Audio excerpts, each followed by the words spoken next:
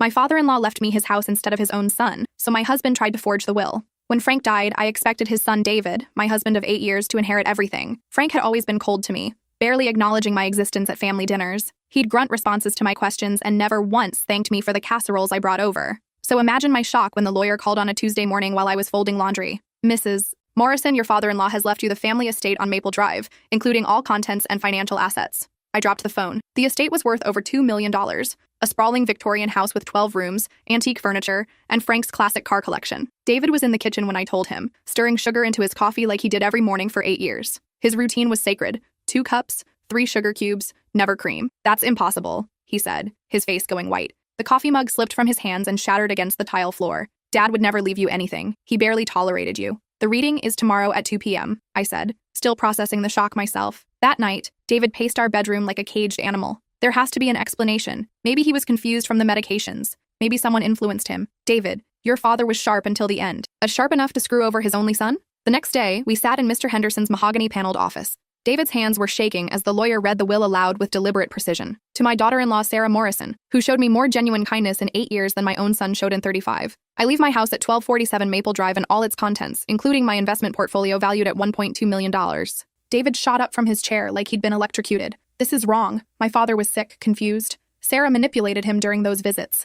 Mr. Henderson adjusted his wire-rimmed glasses calmly. Your father came to me 6 months ago, Mr. Morrison. He was of completely sound mind and very clear about his intentions. But why? David demanded, turning to me with wild eyes. What did you do to him? I thought about all those Tuesday afternoons I'd spent with Frank after his stroke, helping him shower when David claimed he was too busy with work, reading mystery novels to him when David said hospitals made him uncomfortable, sitting through his chemo treatments when David couldn't handle seeing his father weak. I just visited him, I said quietly. David's face twisted with pure rage. We're contesting this. There's no way in hell. Actually, Mr. Henderson interrupted, there's something else your father left. He pulled out a sealed envelope. A letter. He suspected you might challenge the will? David went completely pale. What kind of letter? The lawyer's expression darkened as he scanned the contents. One that explains exactly why he chose your wife over his own son, in very specific detail. David grabbed my arm so hard I winced, his fingers digging into my flesh. We're leaving, right now. In the car, David was silent until we reached a red light on Main Street. Then he turned to me with eyes I'd never seen before, cold and calculating. You're going to sign that house over to me tomorrow. David, I don't think, or I'll make sure you never see a penny of any of it. I'll drag you through court for years. That night, I woke up at 2:17 a.m. to find David hunched over his laptop in the dark. On the screen was a PDF of Frank's will, with David's name carefully typed where mine had been. I stood frozen in the doorway of our home office, watching my husband of 8 years forge his father's will. The blue glow of the laptop illuminated David's face as he meticulously changed every instance of Sarah Elizabeth Morrison to David James Morrison. His tongue was sticking out slightly in concentration, the same expression he wore when balancing our checkbook or assembling IKEA furniture. What are you doing? I whispered into the darkness. He spun around so fast the office chair nearly toppled over, slamming the laptop shut with a sharp crack. Nothing. Go back to bed, Sarah. But I'd seen enough. My hands were shaking as I backed toward the hallway, my bare feet silent on the hardwood floor. David, that's illegal. You could go to prison for forgery. He stood up slowly, unfolding his 6-foot frame, and for the first time in 8 years of marriage, I was genuinely afraid of him. The man who'd cried during our wedding vows, who brought me soup when I had the flu, who'd held me through 3 miscarriages. That man was gone. In his place stood someone I didn't recognize. Nobody's going to prison, he said, his voice eerily calm. You're going to keep your mouth shut, and we're going to submit this corrected version to Henderson tomorrow morning. Corrected version? I stared at him in complete disbelief. David, that's fraud. That's a felony. That's justice, he snapped, his mask slipping for just a moment. I'm his son. I'm his blood. I deserve that house, not some woman who showed up 8 years ago and played nursemaid to get into his will. The cruelty in his voice hit me like a physical blow. This was the man who'd promised to love and protect me through sickness and health, who'd held me while I sobbed about my own father's sudden heart attack 2 years ago, who'd convinced me that his family's coldness toward me didn't matter because we had each other. Your father was completely clear about what he wanted, I said, trying to keep my voice steady. David laughed, but there was no humor in it, just bitter resentment that seemed to have been festering for decades. My father was a senile old man who you systematically manipulated. Those precious Tuesday visits? I know exactly what you were really doing. Whispering poison in his ear, turning him against his own son, making yourself indispensable so he'd remember you in his will. I was taking care of him because you wouldn't, I shot back. I had a job. I had real responsibilities. I couldn't just drop everything to play caregiver like some unemployed housewife. The accusation stung because it held a grain of truth. I had quit my teaching job 3 years ago when David convinced me we didn't need 2 incomes,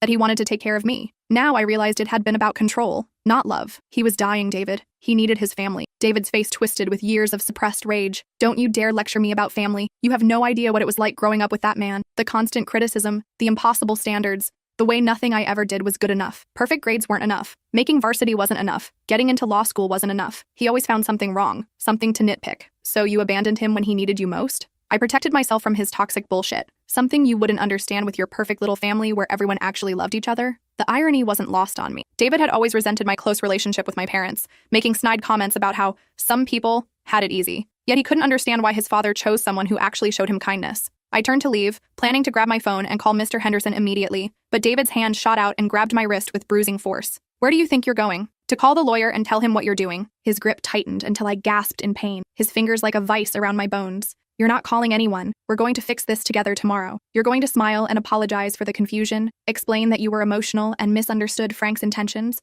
and we're going to submit the real will. Let go of me, David. Promise me first, Sarah. Promise me you won't say anything. I'm not promising anything. This is insane. He twisted my wrist until tears sprang to my eyes, the pain shooting up my arm. Promise me, or I'll make your life a living hell. I'll contest the will anyway and drag you through court for years. I'll tell everyone you seduced my dying father for his money. I'll hire investigators to dig up every embarrassing thing about your past. I'll make sure you never see a penny of that inheritance. Nobody would believe that, I said, but doubt was creeping in. Really? A young wife who conveniently shows up every Tuesday when the vulnerable old man is alone and confused? Who suddenly inherits everything while his devoted son gets nothing? What do you think that would look like to a jury? Especially when I tell them about all those times you encouraged him to change his medications, all those private conversations behind closed doors. I stared at him, realizing with crystal clarity that I was married to a complete stranger. 8 years, and I'd never truly known this man. This isn't you, David. This isn't who you are. This is exactly who I am, he said coldly. You just never bothered to pay attention. You were too busy playing the perfect wife, weren't you? He finally released my wrist, leaving angry red marks that were already starting to bruise.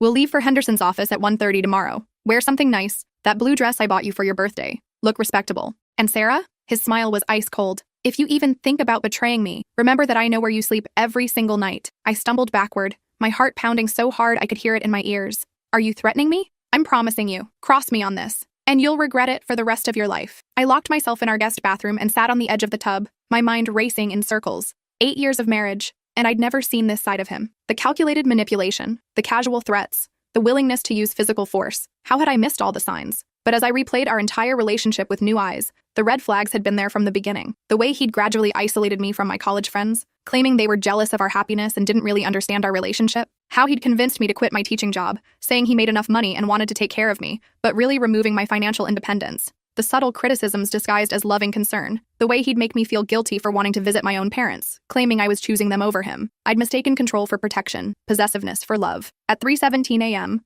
I crept out of the bathroom as quietly as possible. David was snoring loudly in our bedroom, the laptop closed on his nightstand like evidence waiting to be destroyed. I tiptoed to the kitchen and called the one person I trusted completely. Sarah? Jesus, it's 3 a.m, my sister Emma answered, her voice thick with sleep. What's wrong? I need help, I whispered, then explained everything. Frank's will, the inheritance, David's forgery, his threats. Pack a bag right now and get out of there, Emma said immediately, all traces of sleepiness gone. Come to my place. We'll figure out the rest tomorrow. I can't leave. If I disappear tonight, he'll know I'm planning to expose him. He'll have time to cover his tracks, maybe even destroy the evidence. Then what's your plan? I looked toward our bedroom where my husband was sleeping peacefully, probably dreaming about his $2 million inheritance. I'm going to beat him at his own game. The next morning, David was unusually cheerful at breakfast, humming while he made his coffee with that same precise ritual. 2 cups, 3 sugar cubes, never cream. He even made me scrambled eggs, something he hadn't done in months. Ready for our appointment with Henderson? He asked, kissing my forehead like the previous night had never happened. I forced what I hoped was a convincing smile.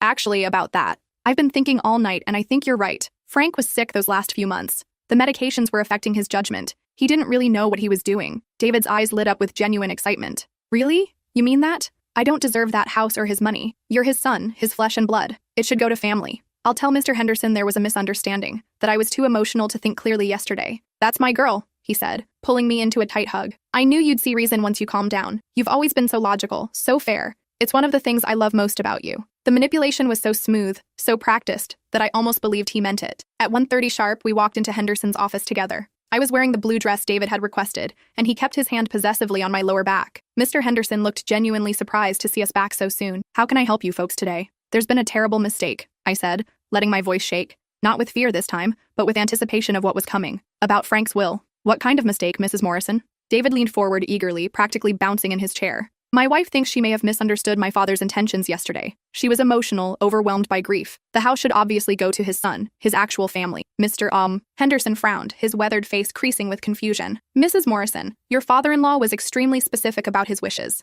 He came to me multiple times over 6 months to make sure everything was legally ironclad. There's absolutely no misunderstanding. But surely, David interrupted, if Sarah doesn't want the house and is willing to sign it over? Actually, I said, pulling out my phone with steady hands, before we discuss anything else, I think you should see something important. I'd spent the morning figuring out how to extract and edit the footage from our home security cameras, the same cameras David had insisted we install throughout the house for protection after a rash of break-ins in our neighborhood. The irony was delicious. I played the crystal clear video of David at his laptop at 2:17 a.m., methodically changing every instance of my name to his on the will document. The blood drained from David's face so quickly I thought he might faint. That's not what it looks like, he stammered, his confident demeanor crumbling. Really? Mr. Henderson leaned forward, studying the phone screen with sharp interest. Because it looks exactly like you're systematically altering a legal document, which, as you know, is a felony. I was confused, emotional about losing my father. I wasn't thinking clearly. I never intended to actually submit anything, clearly enough to change every single instance of your wife's name to yours, the lawyer observed dryly. That suggests quite a bit of deliberate thought and planning. David turned to me with desperate eyes, his mask finally slipping completely. You recorded me? Your own husband?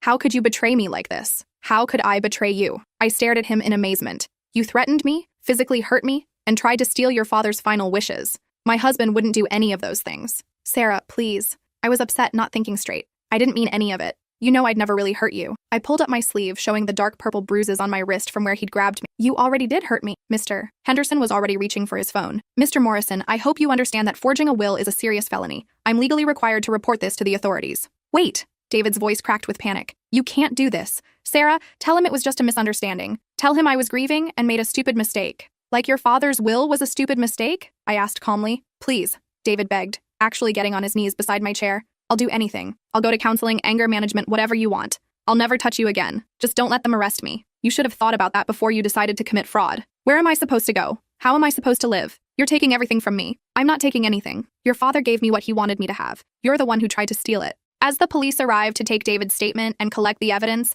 I thought about Frank's letter, the one Mr. Henderson had mentioned but never fully read aloud. I asked to see it while David was being questioned in the next room. My dear Sarah, it began in Frank's distinctive shaky handwriting. If you're reading this, it means David has shown his true colors and contested my will. I wish I could say I'm surprised, but I've been watching my son all his life, hoping he'd change, praying he'd develop some sense of empathy or gratitude. But some people never learn to see beyond their own wants and needs. You showed me more genuine kindness in the last 2 years of my life than David showed me in 35 years. When I had my stroke, he visited exactly 3 times in 6 months. When I started chemotherapy, he couldn't be bothered to drive me to a single appointment. When I was lying in that hospital bed, scared and alone, wondering if I was going to die, you were the one who sat with me. You read me those ridiculous mystery novels I loved. You brought me real food when the hospital slop was inedible. You held my hand when the pain was unbearable. David couldn't even look at me those last months. I disgusted him, reminded him of his own mortality. But you saw me as a human being worth caring for, not because you wanted something from me, but because it was the right thing to do. I know David will claim you manipulated me, that you turned me against him. The truth is, he turned me against himself years ago with his selfishness and indifference.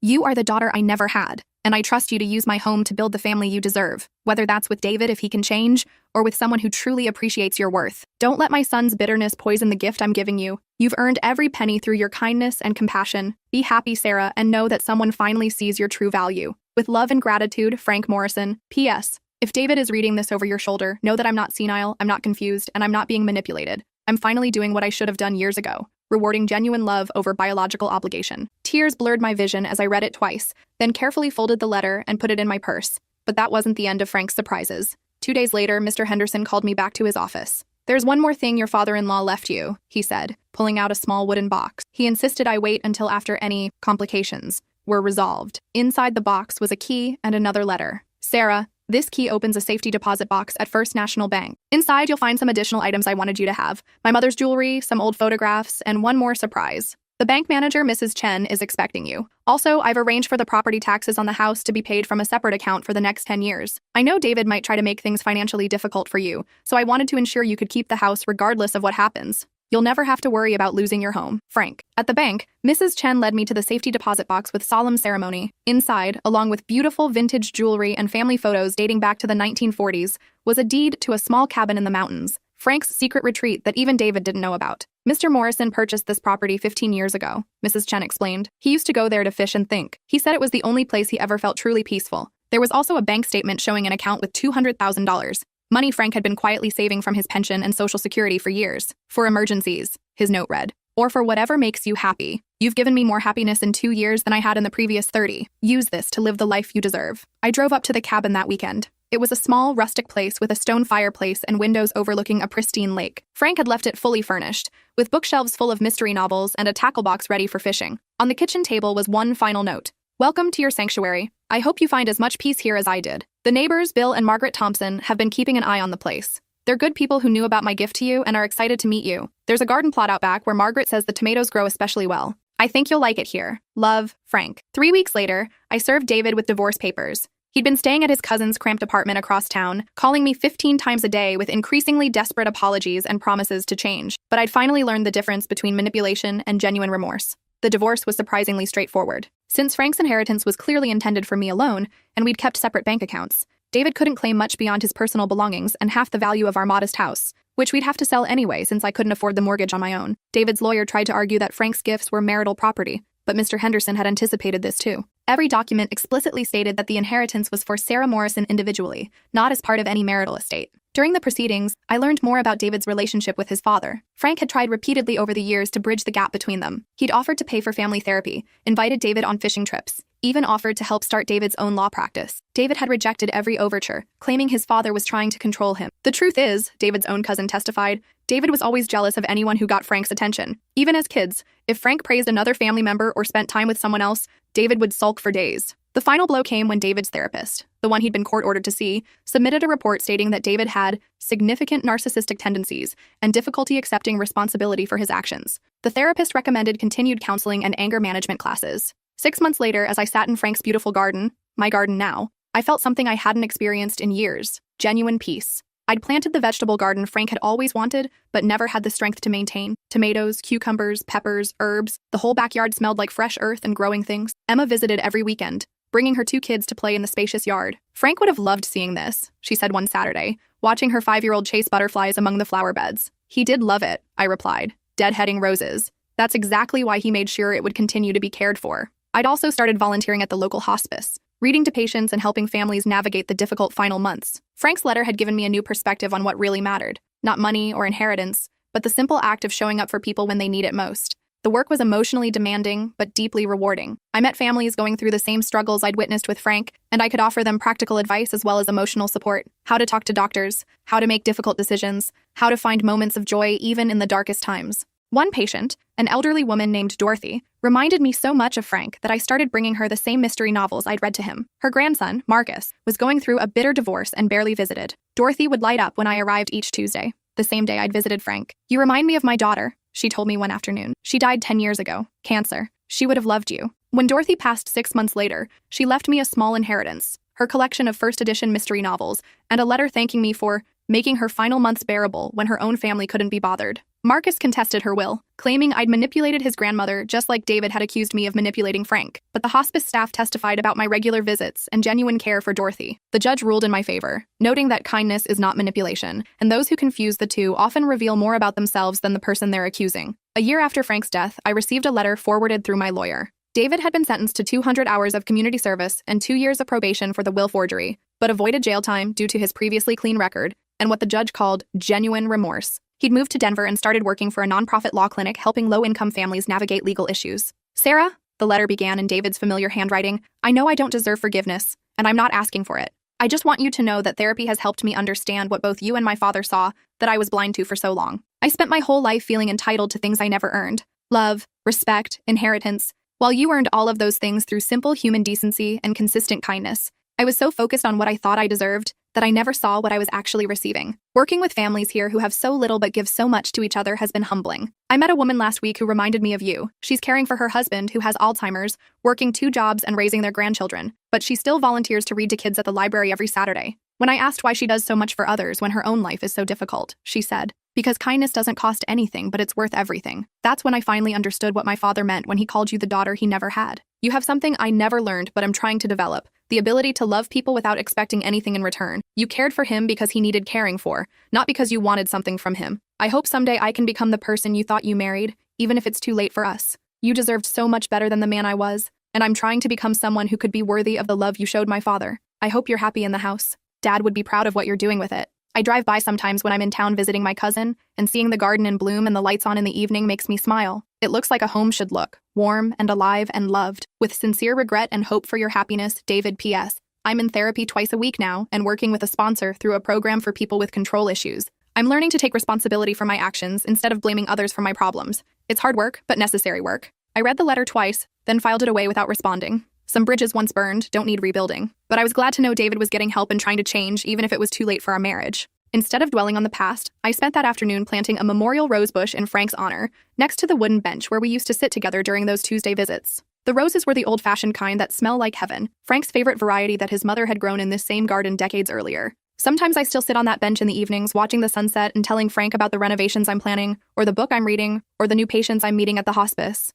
I like to think he can hear me, and I know he's proud that his final act of love couldn't be forged, stolen, or corrupted by his son's greed, only honored by someone who understood that inheritance isn't about blood relations, but about the family we choose to create through our actions. The house feels alive now in a way it never did when Frank was declining and David was absent. I've opened up rooms that had been closed for years, filled them with light and laughter when Emma's family visits, turned Frank's sterile study into a cozy reading nook where I can curl up with those mystery novels, the same ones I used to read to him. I also discovered Frank's workshop in the basement, filled with woodworking tools and half-finished projects. He'd been building a rocking chair, probably for the grandchildren he'd never had. I'm taking woodworking classes now to finish it, along with the birdhouses and garden benches he'd started. Working with my hands in his space feels like a conversation across time. Every Tuesday, I still think of Frank, not with sadness, but with gratitude for the unexpected gift he gave me. Not just financial security, but the knowledge that kindness is never wasted, even when it seems unnoticed. He saw everything, remembered everything, and in the end, he made sure that love won over entitlement. Last month, I got a call from Marcus, Dorothy's grandson who had contested her will. He was calling to apologize. I found some letters my grandmother wrote but never sent, he said. All about you, about how much your visits meant to her, about how you reminded her of her daughter. I was angry and looking for someone to blame for my own guilt about not visiting more. I'm sorry I put you through that legal mess. It's okay, I told him. Grief makes people do things they normally wouldn't. She really loved you, he said. And reading her letters, I can see why. You gave her something I couldn't. Your time and attention without wanting anything in return. These days, I split my time between the main house and Frank's mountain cabin. The neighbors, Bill and Margaret Thompson, have become like surrogate grandparents. Margaret taught me to can vegetables from the garden, and Bill showed me the best fishing spots on the lake. They tell me stories about Frank's visits over the years, how peaceful he seemed here, how he talked about wanting to share this place with someone who would appreciate it. He said he was waiting for the right person, Margaret told me one evening as we sat on the cabin's porch watching the sunset. Said he'd know them when he found them. Guess he found you. I've also started writing, something I'd always wanted to do but never had the confidence to try. There's something about the quiet of the mountains and the rhythm of the seasons that makes the words flow. I'm working on a book about caregiving, about finding grace in difficult situations, about how the people we care for often give us more than we give them. Frank's story is in there, and Dorothy's, and all the other patients I've met at the hospice who taught me that love isn't something you hoard or demand, but something you give freely and trust to find its way back to you in unexpected forms. The book proposal got picked up by a small press that specializes in memoirs about family and healing. My editor says the title, Tuesday Afternoons, Lessons in Love and Loss, perfectly captures the heart of the story. On the 2-year anniversary of Frank's death, I organized a memorial service at the house. Emma and her family came, along with Mr. Henderson, several of Frank's former neighbors, and some of the staff from the hospice where I volunteer. We planted a memorial garden with all of Frank's favorite flowers and shared stories about kindness and second chances. David didn't come, but he sent a wreath with a card that said simply, "Thank you for loving my father the way he deserved. I hope someday I can learn to love that way too." It was the first acknowledgement he'd ever made that love is a choice and a practice, not something you deserve by accident of birth. As the sun set on that anniversary evening, I sat on Frank's bench surrounded by the people who had become my chosen family. Emma's children playing in the garden, Margaret and Bill sharing stories, Mr. Henderson quietly reading one of Frank's mystery novels.